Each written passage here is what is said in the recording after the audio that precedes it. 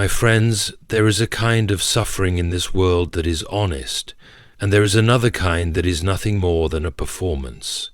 The first breaks us open like a seed so that something greater may grow. The second is a well-rehearsed wail designed not for truth, but for attention. The narcissist, that unfortunate soul who has made himself the center of the universe, does not cry out because he wishes to be saved. He cries out because he wishes to be seen. His suffering is real enough, but not in the way he imagines. His pain is not the deep, refining fire of repentance, but the shallow, circular torment of self-pity. And yet, because God is merciful, even this crutch, the constant weeping, the endless lament for himself, is taken away. It is a dreadful thing to have one's crutch removed, yet it is the only way to learn to walk.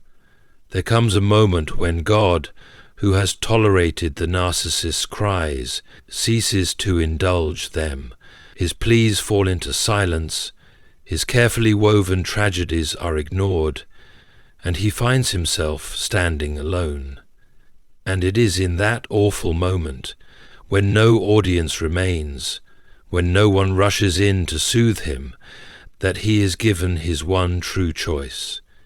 Will he at last look away from himself and up to the one who alone can save him? Or will he, in his final act of pride, curse the silence and refuse to be healed? Despair is a fearful thing, but for the narcissist, it is often his last hope. For despair, when it is true and unpolished, can lead a man to the end of himself, and that, my friends, is where grace begins. Suffering, like fire, has two purposes. It can refine, burning away the dross until only what is true and strong remains, or it can consume, feeding upon itself endlessly, leaving behind nothing but smoke and ashes. This is the great divide between those who suffer well and those who suffer poorly. The former emerge from the furnace transformed, their trials having carved out deeper wells of patience, humility, and faith. The latter collapse under the weight of their own lamentations, never learning, never growing, only sinking further into themselves. The question, then, is not whether a man will suffer, that is certain. The question is whether his suffering will be a hammer that shapes him or a pit that swallows him. The first kind of suffering is the suffering of the righteous, though not necessarily in the sense of moral perfection, but in the sense of one who suffers honestly. This is the suffering of the man who does not hide from pain, nor does he revel in it.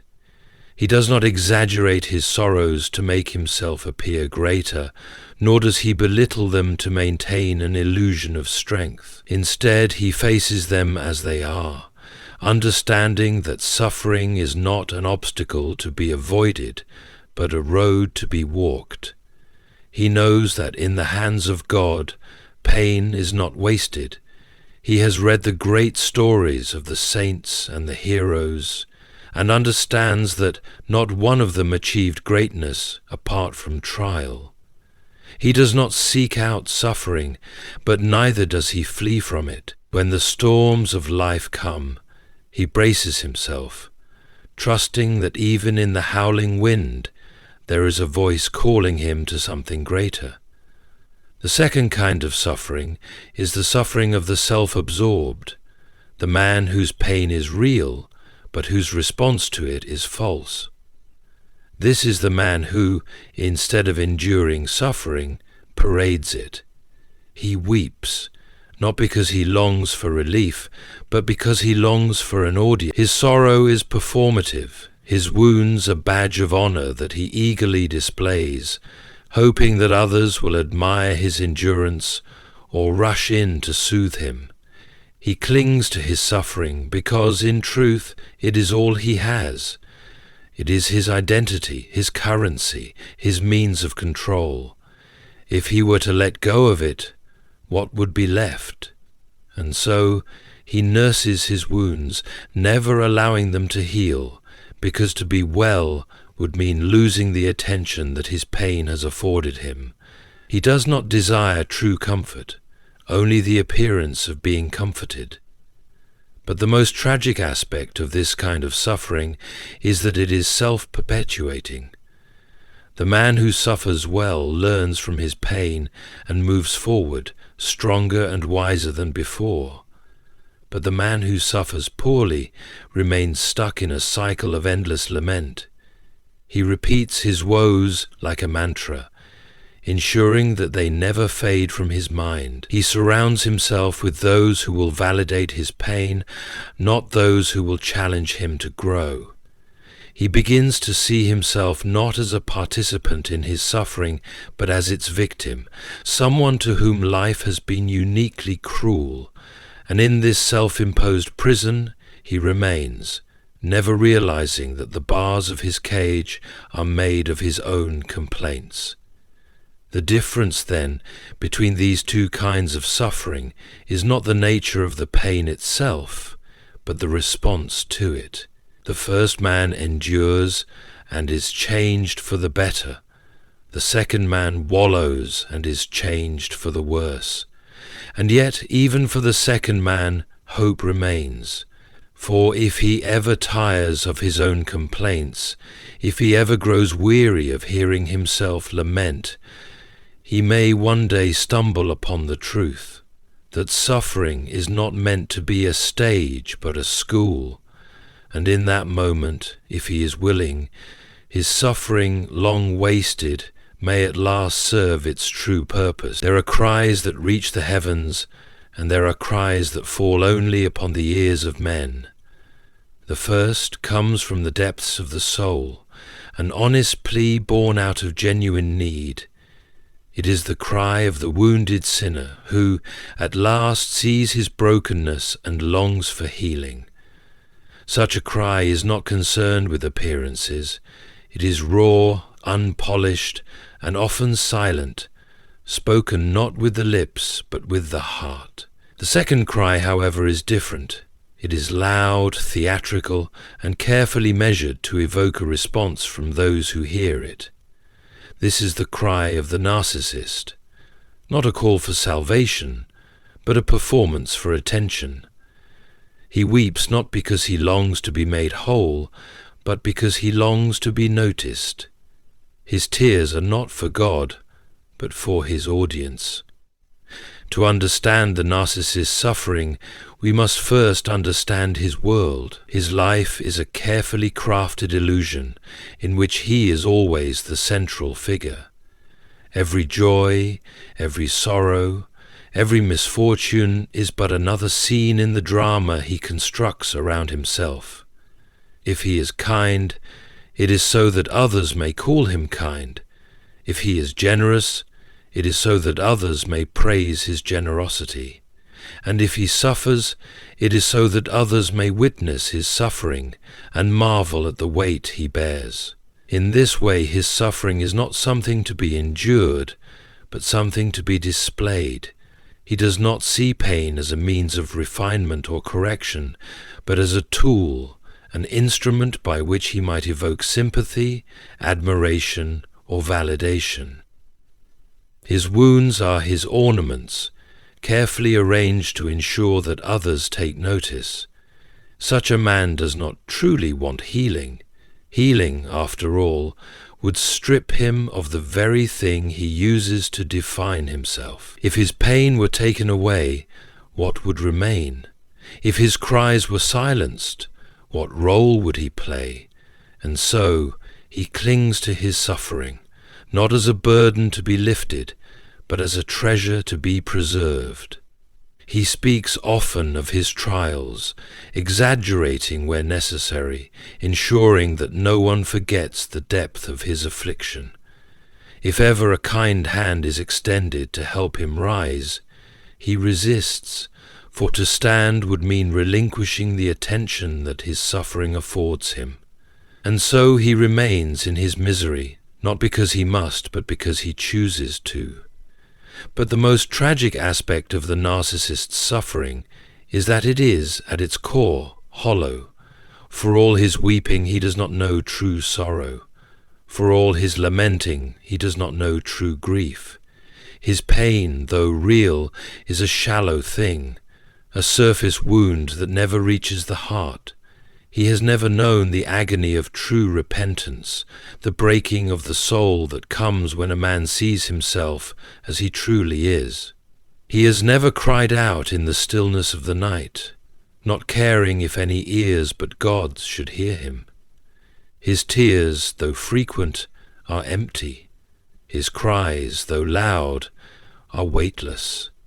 He believes himself to be a man well acquainted with sorrow, yet he has never known the kind of sorrow that leads to life. And yet there is a terrible irony in all of this. The narcissist, for all his love of an audience, does not realize that he is, in fact, utterly alone. The sympathy he gathers is shallow. The admiration he craves is fleeting. Those who once rushed to comfort him grow weary, for they see that he does not truly wish to be comforted. His cries, at first met with concern, are soon met with indifference, and in the end, the very thing he fears most, the thing he sought to avoid through all his performances, becomes his reality. He is abandoned, unheard, unseen. His suffering, once a spectacle, fades into the background, and then, at last, he is left with a choice: to continue his performance before an audience that has long since departed, or to fall to his knees in true surrender, crying not for men, but for God. There is a moment in every life where God, in his severe mercy, takes away that which we thought we could not live without. For the narcissist, this is his suffering, not suffering in the true sense, but suffering as a performance, suffering as self-importance, suffering as a means of control. He has leaned upon his pain like a crutch, using it to manipulate others, to demand attention, to remain the tragic figure at the center of his own carefully crafted narrative. His sorrow has become his identity, his despair his shield against true transformation. And so in his wisdom, God removes it, not as an act of cruelty, but as an act of deep and necessary love. At first the narcissist does not realize what has happened. He still wails, still laments, still speaks of his suffering with the same practiced despair. But something is different. The responses that once came so readily, pity, sympathy, reassurance, are no longer there. The audience that once gathered to witness his sorrows begins to dissipate. The shoulders upon which he once leaned withdraw. He looks around and finds himself standing alone. His suffering, which once seemed to fill every room, has become an echo in an empty hall. And it is then for the first time that he feels a terrible, gnawing fear. He does not fear pain. Pain, after all, has been his companion for years. No, what he fears is the loss of what his pain gave him. Without his suffering to display, what remains of him? If no one rushes to comfort him, does his suffering even exist? If no one acknowledges his despair, is it still real? This is the terrifying moment when the illusion begins to crack, when he must face the reality that his pain was never about healing, never about endurance, never about God. It was always about himself. And now, the one thing that made him feel significant, the one thing that defined him in his own eyes and in the eyes of others, has been stripped away. And yet, this is the precise moment when he stands at the threshold of something greater. The crutch upon which he leaned has been taken from him, and now he has only two options: to collapse or to learn to walk. He can scramble to rebuild his former identity, to invent new tragedies, to find new ways to force the world's attention back upon him, or he can face the awful silence, the terrifying stillness in which no one is watching, no one is listening, except for one. For the first time in his life, he stands with no performance to hide behind, no audience to affirm him, no crutch to hold him up. And in that moment, if he dares to be honest, he must ask himself, was it truly suffering that I clung to, or was it the comfort that my suffering provided? This is the mercy of God, that he will not allow a man to live forever in his own deception. He will take away the counterfeit comfort, the false security, the broken supports upon which we lean, because he knows they cannot hold us. He knows that as long as we lean upon them, we will never reach for him, and so he removes them, not to destroy us, but to save us, not to cast us down, but to teach us how to stand. But whether we accept this grace or resist it is a choice that remains in our hands, and that choice in the end will determine whether we step into true life or sink into the abyss of our own making. There comes a time in every life when the noise dies down, when the voices that once reassured us grow quiet, and we are left standing in a vast and terrible silence. It is in this silence that we come face to face with ourselves, not the version we have carefully presented to others, not the character we have played, but the true self, the one we have spent years avoiding. This moment is perhaps the most frightening of all, for in it all distractions are stripped away, and a man is left with the one question he has long refused to ask: what am I truly? For the narcissist, this moment is almost unbearable, for he has spent his entire life constructing an identity built upon the perception of others. Now, when there is no one left to reflect him back to himself, he finds he does not know who he is. In the past, he could always rely on others to reaffirm his importance. His suffering was his proof of significance, his despair the badge that demanded attention. But now, the audience has vanished. The world moves on, unimpressed by his continued cries. He repeats the same lament, but no one listens. He expects comfort, but none comes.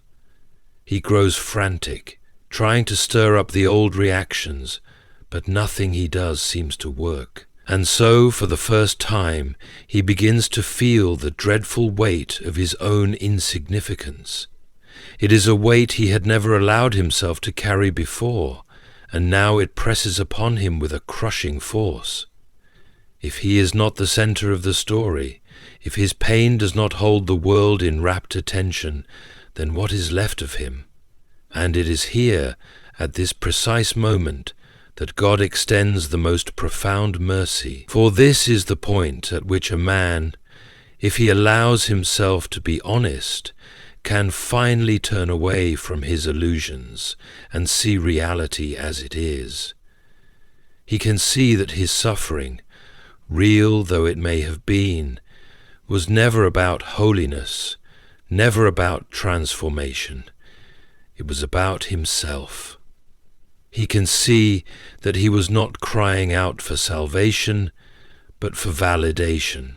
And, most terrifying of all, he can see that all of his suffering, all of his despair, has been a performance played before an audience that no longer exists.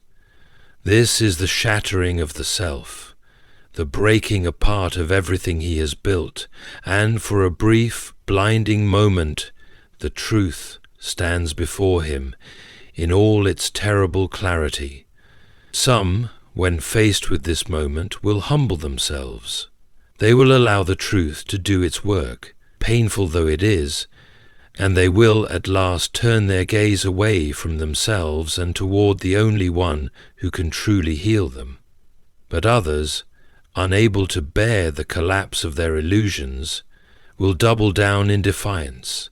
They will rage against the silence, curse the world for abandoning them, and retreat further into their self-made sorrow. If no audience will listen, they will listen to themselves, rehearsing their tragedies again and again, convincing themselves that they are alone, not because they sought the wrong things, but because the world is cruel.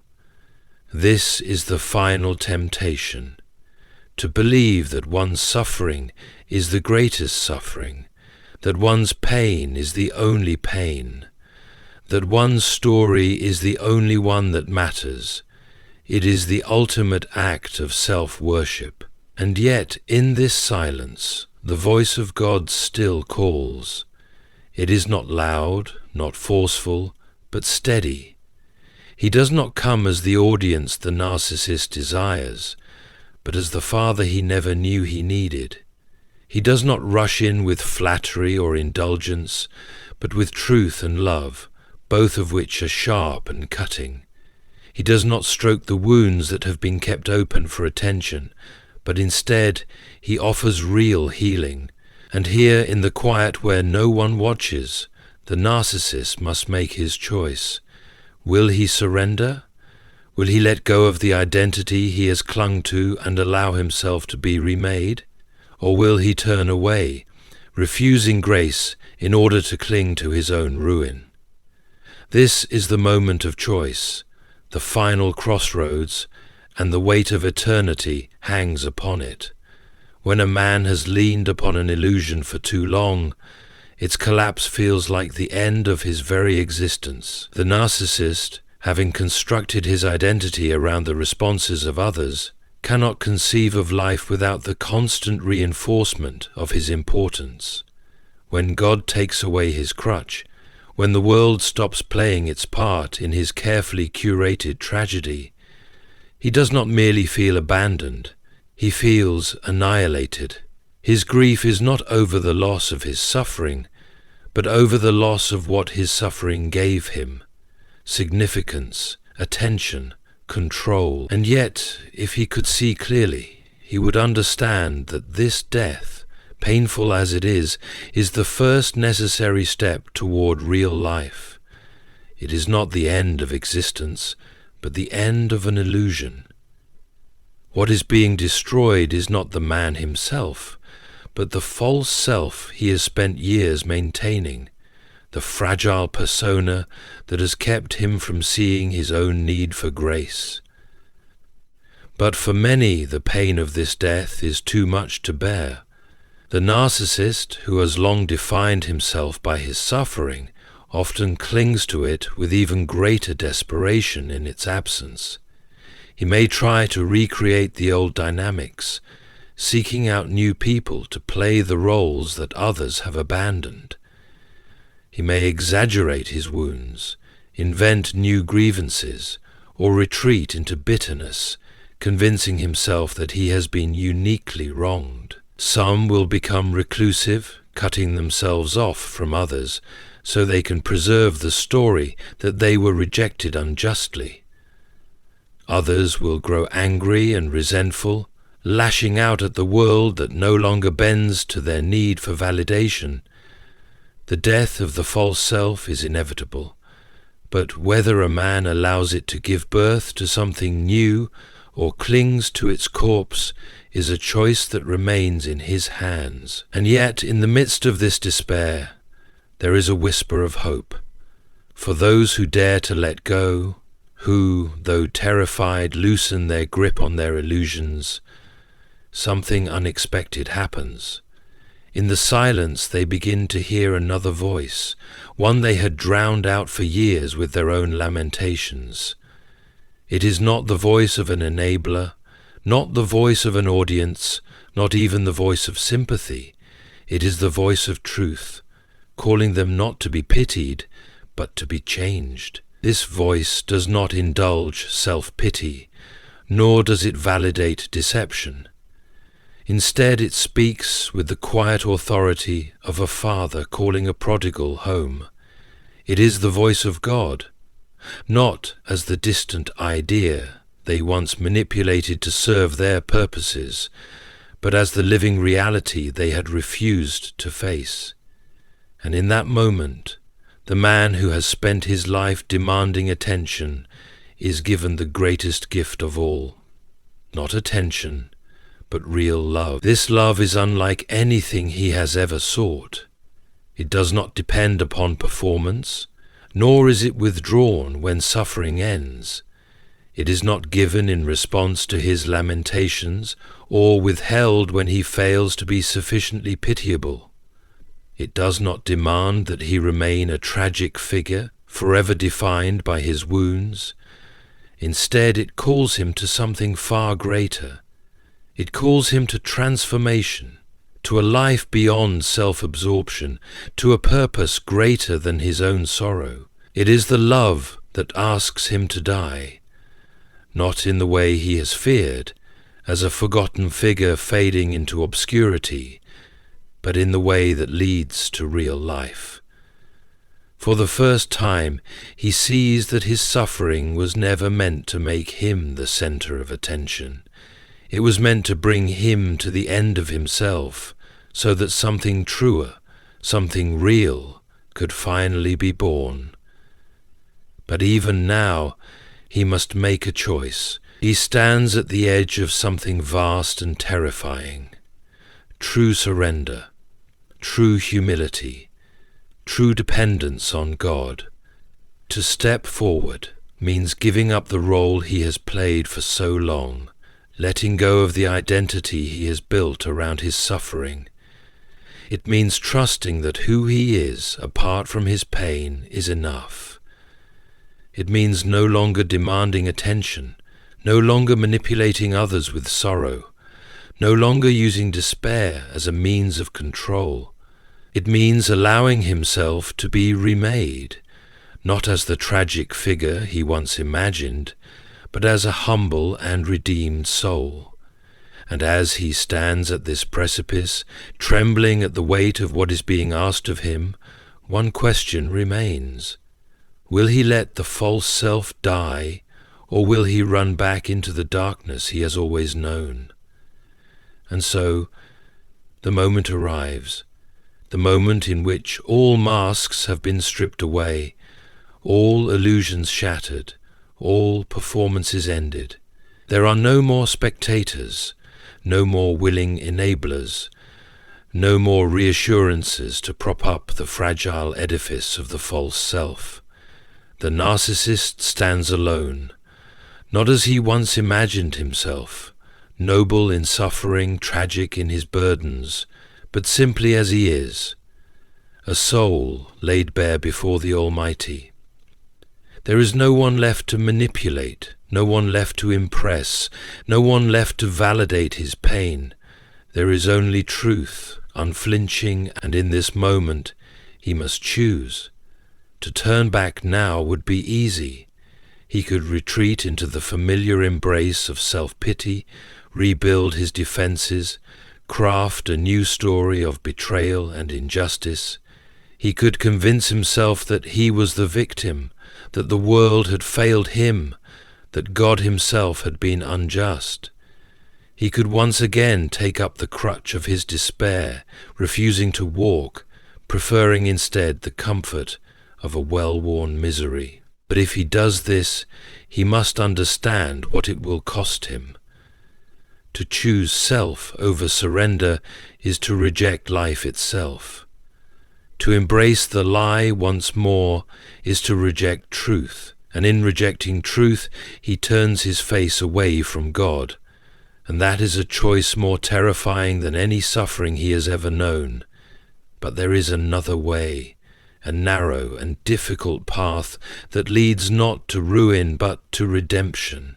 It is the way of humility, the way of surrender, the way of truth. It is the way of taking up the cross and laying down the self. Not just the grandiose self he once displayed to the world, but the wounded self he clung to in secret. It is a path that leads away from the empty echoes of self-importance and into the vast, overwhelming reality of divine love. It requires that he give up his endless need to be noticed, his tireless hunger for validation, his desperate attempt to control how others see him, and in doing so he will find something he never expected: freedom. For there is no freedom in the life he has lived, no peace in the constant need to be pitied, no rest in the ever-spinning wheel of his self-created suffering. But in surrender, in stepping away from the role he has played for so long, he will find that he is no longer bound by the weight of his own making. He will no longer be defined by his pain, nor by the responses of others, but by something far greater, the love of a God who has been waiting for him all along. A God who does not see him as a spectacle, nor as a tragic figure, but as a soul worth redeeming. A God who does not need his suffering to make him worthy, because Christ has already borne that suffering in his place, and so he must choose to remain as he is, clinging to the ruins of his false self, or to step forward into something unknown yet glorious, to continue demanding attention, or to finally surrender to the one who offers him something infinitely better, to hold on to his despair, or to let it die and walk into the light of a love that has never been about performance, but about grace. This is the moment. This is the threshold, and though heaven stands ready to welcome him, though the Father's arms are open wide, he alone must take the step. For, in the end, no man is truly abandoned, except by his own choice.